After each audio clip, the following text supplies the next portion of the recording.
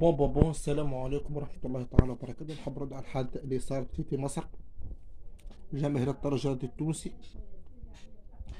آه مصر لا نجم نسبها، لا نجم نعايرها.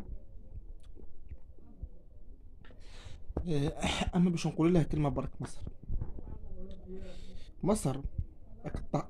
استغفر، ما نحبش نتكلم كلام مصر. مصر علاش كي نتوما تجيو لتونس لا نكلموكم، نديروا خليكم تعملوا دخلتكم خرجتكم. خليكم تعملوا كل شيء. انتوما الترجي على عمل الدخل يصير فيها شيء هذاك، يصير فيها الشيء هذاك الترجي. ها باهي، نفهموكم انتم مطبعين مع اسرائيل، نفهموكم انتم تعملوا في العمليه الرث ورئيسكم مطبع. اما احترموا الروح الرياضيه. الروح الرياضيه هاي الترجي كي تجي لهنا ما تكلمكمش، هاي الترجي كي تجي لهنا ما تعمل لكم شيء.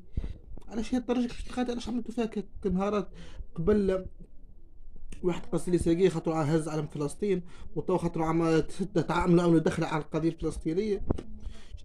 شنو هذا يا اخي اسوبوا القضيه الفلسطينيه بعقدتكم، اسوبوا عندكم عقده من القضيه الفلسطينيه، عندكم معناتها كره للقضيه الفلسطينيه. راهو ما يجيش، راهو دوك مسلمين كيفهم، راهو كيما انت مسلم حتى هو مسلم.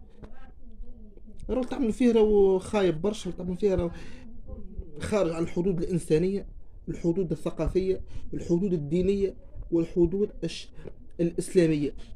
به، هذه النقطة الأولى. النقطة الثانية، علاش